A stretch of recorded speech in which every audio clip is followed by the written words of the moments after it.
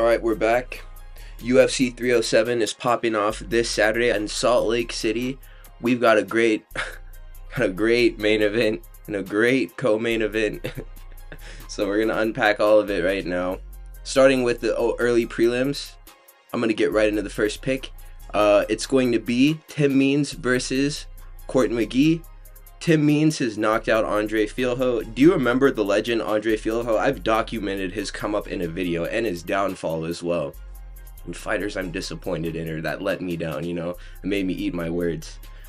Part of Andre Fialho's downfall, he's getting his chin kneed off by Tim Means in I'm not sure which round it was, but it was a very fast-paced fight. Something about Tim Means is that he's like sneaky good, They call him the Dirty Bird, and that's a really like silly fighter nickname that me and my friend like to make like jokes about whenever he's winning fights. But he does seem to win a lot of these fights, which is funny. He did get exposed by Alex Morono at the height of his rise, but that's something that him and Court McGee both share in.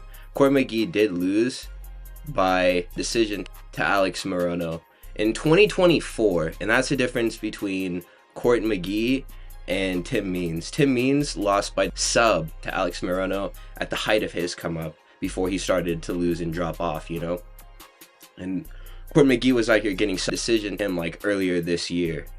So I'm definitely going to go with Tim Means in this fight. Both have this weird tendency whenever they strike to like, none of the high level elite strikers in MMA do this. They dip their head, part of like their head movement thing whenever they're like going in and out off the center line. The crummy strikers will just dip their head a little bit for no reason. All that little dip does, it's like a tick almost. I'm not even sure if it's like something that they have strategically implemented into their game plan. All it really serves to do is get them knocked out, these fighters that do it.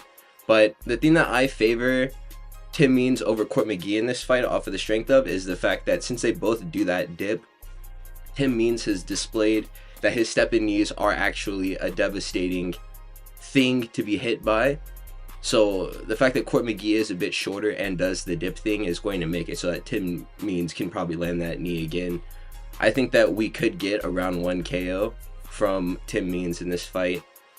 Matt Brown knocked out Court McGee, and in this fight they were just kind of feigning at range before they both threw their rear hands, and Matt Brown slipped Court McGee's punch and caught him with his, and that put him down. And before then he had done no real damage, and Matt Brown hit him hard, yeah, but it didn't really look like the stiffest punch, So from this, I'm assuming that Court McGee has negative chin, because I'm not sure, I didn't go back and watch the Alex Morono finish, but he was probably hurt before he was subbed. I could have definitely seen this guy getting like maybe clipped by a punch and then shooting into a takedown and then getting subbed, or just getting dropped and then controlled on the ground until he's submitted. So Tim Means by round 1 KO is definitely the right pick to go with here. Moving on, we have Tisha Pennington versus Carla Esparza. She weren't always called Tisha Pennington, but you know how that go. She lost to Mackenzie Dern and Tabitha Ricci by submission. She looked like actual garbage against Tabitha Ricci. I only remember this fight because in all of Tabitha Ricci's fights, they always show that Callum Walsh guy. Why do they do that? I don't know why they're promoting this boxer. I'm not going to watch his fights, bro. Like, he must be a friend of Dana White or something, like a personal friend, a family friend or something. I don't know why they give him so much screen time every single time Tabitha Ricci fights. It makes no sense. Anyways, Tisha Pennington trains at American Top Team, but it doesn't really seem to help her, like, at all. Carla Esparza is stinky, and she had a really bad fight with Rose Namajunas. I'm not sure if she's fought since then. There's a lot of WMMA fights on this card, so my percentage this time is going to be really bad probably, and I'm ready for it. But I guess I'm going to take Carla Esparza in this fight just because she did just fight for a belt, and that's literally it. She has to be made of something, right? Like, she has to be worth something because she just challenged for a title. She just was champion. This is an ex-champion fighting, please God. And this is an ex-belt holder who's recently champion fighting on the early prelims.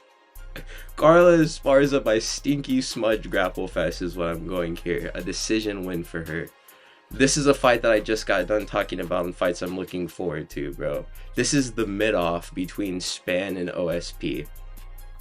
OSP randomly busts out pretty like decent performances and might have one on Saturday, but dude, Blood is 41 years old, so that's something that I'm weighing over pretty much everything else.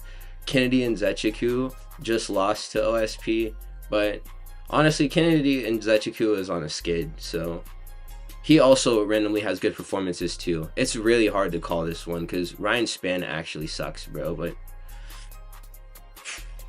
one thing that's for certain is that OSP does struggle with guys who are big punchers that are like large as well.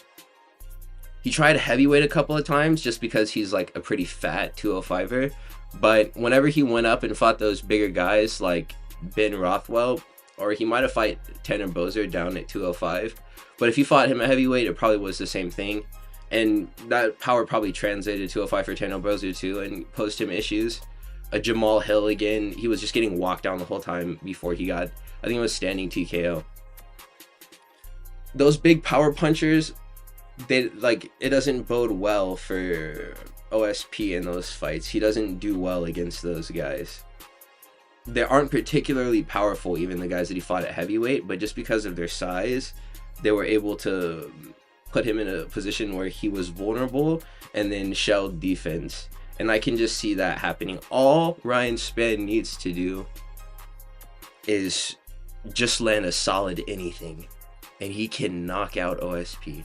A solid anything. A solid body kick, a solid liver punch, a solid left hook, a straight, anything he can connect with.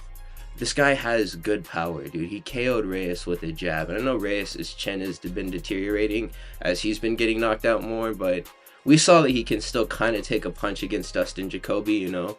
And he got KO'd by the Spann jab, so Ryan Spann can demonstrate that he isn't the smartest fighter on numerous occasions, and that he is like pretty bad sometimes and will strike with like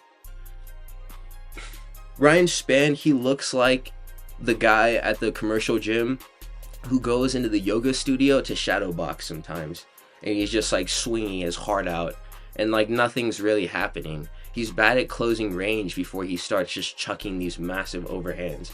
Against Bogdan Guskov, whenever he got chinned with this silly uppercut, he was just missing so much. And I really hope it's not that and that I'm wrong here, because I really want to see a sleepy KO, and I think this is the easiest way that can be produced. So I'm going with Ryan Spann here. I think that he probably still knocks out OSP in the first round, even though I just said all that about him. Going on to the next fight, we have Ihor Peteria versus Cesar Almeida. Ihor is a goofle schnoot, and I think that his walkout song is that one. It's like, all my tears have been used up on another love, and that's cringe. The fact that he comes out to that song, like trying to have a serious moment and look cool, that's cringe. But anyways, the reason why I'm picking against his opponent, I'm picking his opponent in every fight he gets match made against now, because he is cursed. A few fights ago, he fought Shogun Rua. I think it might have been his retirement fight even. And he TKO'd him and looked horrible in the fight. And after he TKO'd Shogun Rua, he emoted on him. And he got so much hate for that, which was deserved, because Shogun Rua is a legend of the sport, and you're supposed to show respect to him. He emoted on Shogun Rua. And ever since then, he's just been getting knocked out and subbed in the first round of like all of his fights. In the last fight that he had against Michel Pereira, he got choked out, and he started like doing like the floppy fish on the ground, like trying to like milk the fact that he had lost, try to get like some sympathy points or something, like some pity bucks, you know?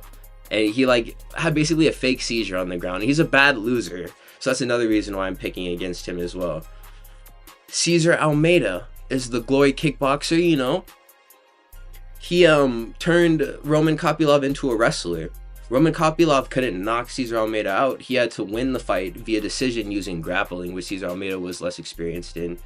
I don't think that Ihor Peteria is going to be able to grapple Cesar Almeida, because, I mean, even still, Cesar Almeida was making it difficult for Roman Kopylov just hold him on the ground. I wanted Roman Kopylov to win that fight, and I was nervous whenever the fight ended as to who the fight was going to, you know? So I think that his glory kickboxing acumen will translate to him being able to finish this fight via first round KO. Aside from Cesar Almeida's fight with Roman Kopylov, he fought that Dylan Budka guy, and Dylan Budka literally just fought. I think I put him in a predictions video too.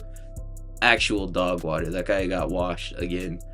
So the fact that he knocked him out doesn't really mean anything. We're going on to the next fight anyways. Marina Rodriguez versus Janine Lucindo. Or Jasmine Lucindo, my bad. I might be tweaking right now, you know? But is 5'5" like a little bit tall for women's strawweight? I feel like it is a little bit, you know? Like, I feel like those girls, in order to be effective at that weight class... I mean, who's the champion right now, women's strawweight? Is it Rose? It might be, honestly. I don't even know. I'm so bad with WMMA, you guys. I'm sorry. I want to pay attention. I just can't. I can't unless Eileen Perez or Norma Dumont is fighting. You fellas have to understand me when I say this. Please. I cannot. I can't. I'm going to try my best to get through this, bro, with the WMMA fights, but I just cannot predict them, dude. I don't even have the coin here. I'm losing it. Anyways.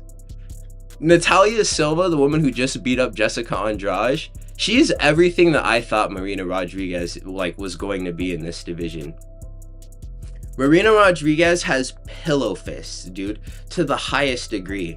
And I feel like the fact that I'm going to go ahead and just say that I think she's a little bit tall for this division. I may be wrong in saying that, and that may be completely inaccurate. There may be a bunch of other, like the champion may be even taller than her. I just can't think of who it is right now. But, oh no, it's Zhang Weili. Weili, maybe she has to be a little bit shorter than 5'5". I feel like that's tall, bro, for women's strawweight. And she's not though she's tall, she's not like a big strawweight, Rodriguez. So, Lucindo, if I remember correctly, she just fought Karolina Kowalkiewicz, who is like a fighter in the UFC at least, because I think she's been through like a couple of different divisions. We know who Karolina Kowalkiewicz is, and if I remember correctly, she was a bloody mess at the end of her fight with Jasmine Lucindo. Jasmine Lucindo beat the crap out of Alex Pereira's ex-girlfriend too, and subbed her. So the fact that Rodriguez is out here getting dubbed by Andrade and Verna Jandiroba isn't really looking good for her and making me want to pick her at all. Lucindo is like 5'2". I think that she packs a wallop, you know? I think that power is going to be... We might see Rodriguez get like TKO finish, you know, or knocked down in this fight. I believe in it. So I would say, like, aside from that, the grappling dominance is going to be there for her. You're a 5'5" strawweight. You're getting grappled, buddy. So round 2 or 3 submission for Lucindo is going to be likely in this fight. The next one is one that I just got done talking about as well. Wonderboy versus Buckley. I'm going to get right into the analysis of this. Wonderboy is good with opponents who stand flat on their feet and remain inactive for 15 or 25 minutes. Buckley is not that guy. He's not just going to stand there and get punched. He's going to be doing stuff, you know? He's not just going to Luke or Jeff Neal there with like his guard up just getting hit and kicked, you know? He's going to be doing stuff in there. So from the first round, start to finish, Buckley is going to be moving around and implementing his game plan against Wonderboy's game plan. And Buckley has really good cardio. And the thing that makes me nervous in this fight, even though it is only 15 minutes, Wonderboy, as he gets older, I'm noticing that he's displaying some pretty serious durability issues. He only fights once a year, and at the end of these fights, his hands are broken, his feet are broken, he has casts and boots on. I'm not sure if he'll be able to last with the super like rugged Joaquin Buckley, you know? His wrestling is pretty good too, you know? He's shown that against Rosa Boev. He cleaned Fialho and Alex Morono out of the rankings. At one point they were getting up pretty high, and then Joaquin Buckley was transitioning from a middleweight to a welterweight at about the same time. Ended up catching both of those guys in the rankings, and he ended up superseding them to the point where they're now irrelevant, and he's like on his way up. So he's fighting Wonderboy. This is a big deal for him, and I'm kind of a Joaquin Buckley fan. I'm also a Wonderboy fan. This is like my first favorite fighter, you know? Wonderboy probably still is my favorite fighter, but I'm gonna pick Joaquin Buckley. He beat Vicente Luque better than Wonderboy did. I know there's a few years of difference and one more brain bleed. You know, there's a bit more brain hemorrhaging for Vicente Luque in between the fight with Wonderboy and the fight with Buckley. I'm sure there's a lot of fighters who could probably finish Vicente Luque now who couldn't like 3 years ago. But I just really don't think that Buckley is going to stand there and let Wonderboy dismantle him for the duration of the fight. I don't think that we're going to get to the cards and be like, oh man, I can't believe Buckley made it here. And we've seen Wonderboy sleep before. I don't know how Wonderboy will do with the power coming back at him, because he struggled with Woodley, who's probably a little bit more powerful than Buckley, but is a lot slower than him, I think. And like, he loads up on his punches a lot more. Buckley is a lot more fluid in his striking, but still has the power in his shots to end fights. So I think Joaquin Buckley knocks out Wonderboy. And if the fight gets dragged on, we may see Joaquin Buckley defuse from Joaquin Buckley into Tyler the Creator and the artist Jaleel or Ronnie Coleman, because he's a fusion of one of these three people or two of these three people. So I'm hoping that we get to see that. Buckley round 2 KO is going to be the prediction for this fight. I guess we're into the main event now. Right, so this is going to be the first fight of the main event. It's going to be Dolidze versus Holland, and I'm calling it right now. This is going to be a horrible fight. It's going to absolutely suck. Kevin Holland is not going to fight the same way that he fought against, say, Cowboy Oliveira or Mikhail Oleksiejczuk in those fights, you know, where he was like super aggressive and coming out trying to finish.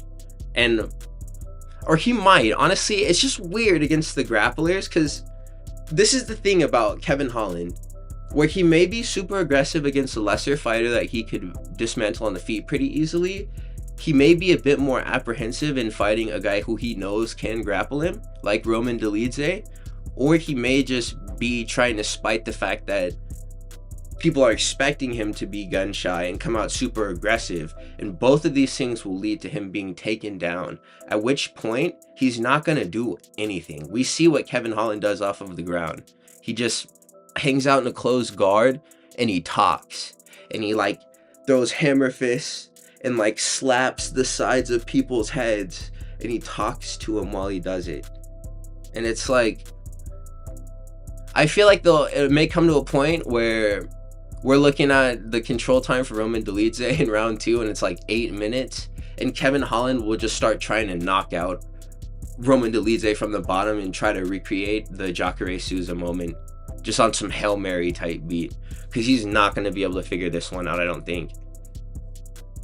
Kevin Holland is going to get thrown around, and Roman Dolidze will likely do nothing with those takedowns too, is what I'm thinking. He'll be looking for like back takes, but I think that Kevin Holland does have the defense to be able to like stuff hooks getting put into him, unless he gets hurt first. But I don't think that Roman Dolidze's striking is good enough, and he's going to try to mitigate risk in the striking, I think, in this fight. We're going to get an early shot of Roman Dolidze, and he is just going to hold Kevin Holland down the entire first round. The second round's going to roll around. They might strike a little bit. Kevin Holland may get overzealous and get like a kick caught, or just like not defend a takedown, a punch slipped into a single leg or a double leg, and then just get taken down again. And it's just going to be the same thing until we see Roman Dolidze get his hand raised. And then Kevin Holland's just going to cry about getting grappled again and make an Instagram post like, man, I thought we weren't going to grapple. Like, dude, I'm so not excited to watch him fight at middleweight. His fun fights are at welterweight, dude, but he's going to encounter grapplers down there too. And we kind of saw him cap out, you know, in this fight against Jack Della Maddalena. He couldn't beat that guy, and all they did was strike in that fight. So the official pick is just going to be a Dolidze decision. It could be a submission in any round, but I think that decision is more likely. Vettori only beat Roman Dolidze because he can counter wrestle. Kevin Holland can't do that. He's getting controlled the whole fight. Moving on. Ketlin Vieira versus Kayla Harrison. Okay, so Ketlin Vieira is a Pennington victim, and I made a video talking about how I'm not excited to watch Raquel Pennington versus Juliana Pena, because I think that Juliana Pena is just going to steamroll Raquel Pennington. But dude, This division sucks. And Raquel Pennington is, regrettably so, one of the better fighters in women's bantamweight now that Amanda Nunes is gone. At the very least, she throws punches, and they hit their mark because these women don't move their heads. And all top contenders, they don't throw punches. So that puts her ahead of most of the other bantamweights that she fights because she actually throws punches, and the other women just don't throw punches. They go in for clinches and tie up and try to get head and arm throws, and they don't box. So that's something she has going for her. The fact that Vieira lost to Raquel Pennington is probably better than the fact that Kayla Harrison lost to Larissa Pacheco in PFL, who herself has losses to Jessica Andrade and Germaine de Randamie. That's so chopped, dude. So this could be a fraud check here, but there's a lot of hype behind Kayla Harrison, and she just won her last fight at UFC 300, so I would like to see her get to the title and win it, because I feel like we need like a women's LeBron James in WMMA in order to stimulate that side of the sport, because that side of the sport does need it, I feel. So I hope that she can be victorious over Kelyn Vieira. I'm going to go for like Kayla Harrison. Please don't jinx us. Kayla Harrison via round 2 sub. I'd rather her be champion than Raquel any day. So I hope that she can move right to the title after this and win the belt. I kind of spoiled the prediction for that fight, but we're going to move on anyways. It's going to be Mario Batista versus Jose Aldo. So this is another test. This is a test for the takedown defense GOAT, If he can stuff every takedown, he wins this fight. If he can put on a Merab level performance of takedown defense, he can win comfortably. I like Aldo, but ever since Peyton Talbot called him Mr. Potato Head, I can't not see it. And one thing I noticed about Mario Batista is that his best rated win is over Ricky Simone, who we've seen is like kind of a subpar fighter at this point. I wouldn't say subpar, he's just like not as good as we thought he was going to be. He's out here getting Rabona kick comboed by Vinicius Oliveira. And he does this thing where he enters range. He does no body work as well, which is another reason why I'm going to pick Jose Aldo to win this fight. He enters the range with blitzes all to like the head, and he keeps his guard high in defense while he's standing practically chest to chest with his opponent. Those are going to be free liver shots for Jose Aldo, who will dig to the body and punish him for coming in with his guard high.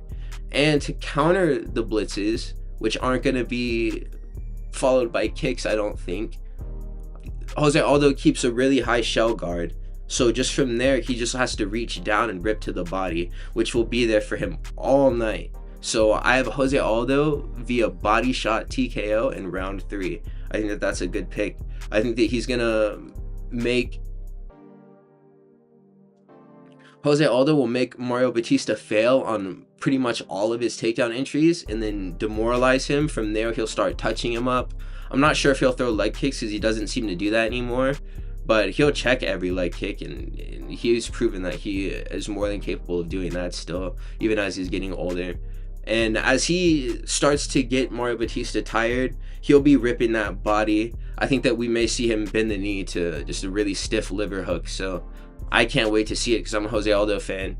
We're moving on to the co-main event of the evening, which is going to be Raquel Pennington versus Juliana Pena. And I mean, who's excited to watch this, man? Like, I miss Amanda Nunes. Like, come back, please. Like, please, Amanda. Like, please come back. Juliana Pena actually sucks. I said in my video before that Juliana Pena is going to beat Raquel Pennington. She is not going to beat Raquel Pennington. Juliana Pena beat Sarah McMahon for her title shot. Before then, she had lost. I think it was to like Germaine de Randamie or something like this. And she somehow miracle upset Amanda Nunes, but she showed her true colors in that rematch. We all saw what we saw. Juliana Pena was sprinting into Amanda Nunes' fists, and that's the same level of fight IQ that she fights with in all of her fights. Pennington, who I said at least throws punches, is going to provide damage for Juliana Pena to run into, as she's just trying to initiate that goofy clinch to get those silly head and arm throws. Even whenever she is motivated to strike Juliana Pena at range, I mean, granted, she did take, like, you want to talk about brain hemorrhaging? Amanda Nunes versus Juliana Pena too. Towards the end of that fight, whenever she was like trying to get offense going with her hands, it would just look like a baby. Like, she looked like a cat pawing at like a ball of yarn. I don't know what she was doing in the boxing. Raquel Pennington regrettably wins this fight via unanimous decision, man. I'm flip-flopping from the last video that I made. I don't really care. But that's the pick that I'm going with there. Khalil Roundtree versus Alex Pereira in the main event. Okay. Roundtree is not Hall of Fame level in the sport. I know that he has cool moments. He kicks guys in their bodies while they fall on the ground and like they're like in grappling positions. If you lay down in full guard, Khalil Roundtree may stand on the side of you and start kicking you in the ribs. And that's kind of cool, you know? If you're in turtle position, if you get knocked down, he may kick you in the ribs, which is cool. Not a lot of fighters do it. He does it. Big freaking deal. Okay? Get over it. It's not that cool. Roundtree is not Hall of Fame level in this sport. Fighters always get second wins in MMA, you know? But this dude was just getting mogged by Kudalaba. Dustin Jacoby, even though he won that fight, it was super competitive. And Johnny Walker beat him up in a Muay Thai plum. His Muay Thai isn't on the same level as Alex Pereira. I'm not drinking the Kool-Aid, the Khalil Roundtree Kool-Aid, just because he had a win that went viral over Anthony Smith, where he held his fist above his head, and people are like, wow, he really spared his life. Like, dude, I don't care. It's not that cool, you know? It doesn't really mean anything to me. If I can also find footage of him getting, again, Muay Thai plum, elbow to end kneed by Johnny Walker, this is a free W for Alex Pereira. Alex Pereira is a nearly perfect Muay Thai fighter who only leaves head movement to be desired. But that's the thing about Khalil Roundtree, is that in his fight against Anthony Smith, that wasn't really a landslide win for Khalil Roundtree until he landed that straight punch followed by that lead uppercut. They were competitively striking together. In his last fight, Khalil Roundtree was competitively striking with Anthony Smith in round 1. They were both hitting each other. There was thudding overhands landing on Khalil Roundtree from Anthony Smith. I was watching it happen. We all saw it. This would be the upset of the century if it did take place. Like, nobody would argue that. But as a man who cares about his pick rate for these cards, I was 9-5 last week. That's kind of fire. Coming off of, the 3-7 from before. I have no reason to pick Khalil Roundtree to win. So I'm going with a round 1 Alex Pereira KO. He's been pretty much finishing all of his fights in the first round lately, so that's what we're gonna go with. And that's gonna be the card, you guys. I've been posting like some YouTube short content. I kind of like it. It's being received well, so I appreciate you guys rocking with the videos. Man, I have so much fun doing this, sitting up in my room and just making this content, playing these games and putting it over the screen. I'm starting to play Borderlands 1. I pretty much have like beat the first playthrough at this point. This is like from early in the first playthrough. But man, I'm having so much fun playing these games, talking about fights and stuff. If you followed me at any point before now, or you're here now and you've made it to the end of the video, please like, comment, and subscribe. Thank you so much for all of your support. I feel so much love. I went and had lunch with my mom today. It was great, and I saw my brother. So I'll catch you guys. Please stay safe. I'm excited to watch fights this weekend, but 308 better. Mwah!